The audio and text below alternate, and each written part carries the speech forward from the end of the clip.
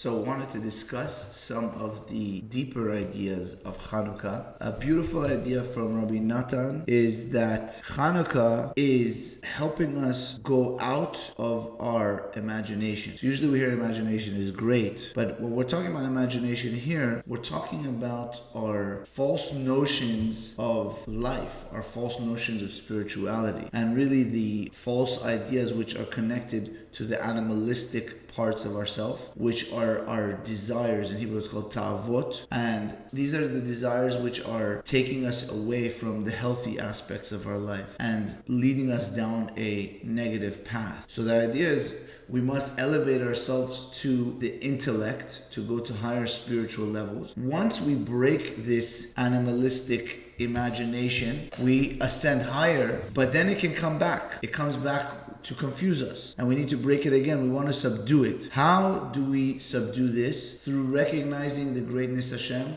and revelation of the greatness and the glory of Hashem. How do we recognize the greatness of Hashem more? Through giving charity, through giving tzedakah. This could be physically giving money, donating. It could also be giving our time, giving tzedakah, which is righteousness, justice, kindness. And this is connected to the idea of Chanukah. Chanukah is the first revelation of the new year. Why? Because it's the first holiday which comes after the high holy days of Rosh Hashanah, Yom Kippur, Sukkot. Chanukah is also related to the word chinuch, which is education, inauguration. So the Chanukah is the inauguration of the person in serving Hashem, the service of God, through breaking of our imagination, through breaking of the false notions which we mentioned before. And this is connected to the war with the Greeks. What did the Greeks want to do? They wanted to make us forget Hashem, make us forget the Torah, to go against Hashem's will. And this is connected to the imagination, which we were talking about, the negative aspects of the imagination, the animalistic elements of a person. When we overcome this, we start lighting Chanukah menorah. We're starting to light the light of our intellect. That's the idea of the Chanukah lights, the light of our intellect. When we can break our animal desires, we can really become connected to higher parts of ourselves.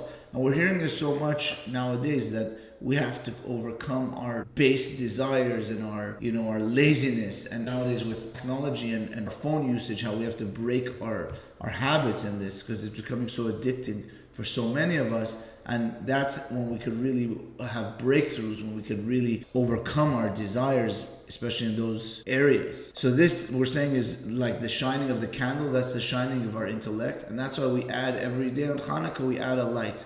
Because we want to keep growing, we want to keep adding holiness to our soul every day. Every day has a connection on Chanukah, every day has a connection to the first day. That's why we start with one candle, with two candles. So the two candles are representing the first day and the second day. They all receive strength and energy from the first day, from the beginning. And that's why we say a special prayer of Hallel on Chanukah. That helps us subdue this negative imagination which is trying to fight against us. And that's how helps us keep elevating. And that's why it's a special mitzvah to give tzedakah. It's a special mitzvah to give charity every day. But on Chanukah, it's a mitzvah to give a little more. That's why we give our kids the Chanukah gelt. That's breaking the imagination. And that's why that's the idea of playing games on Chanukah, that we're playing games that we're showing that we're breaking the negative imagination and we're going to the holy imagination. We're going to holier aspects. I hope you're all having a great Chanukah. God bless you all.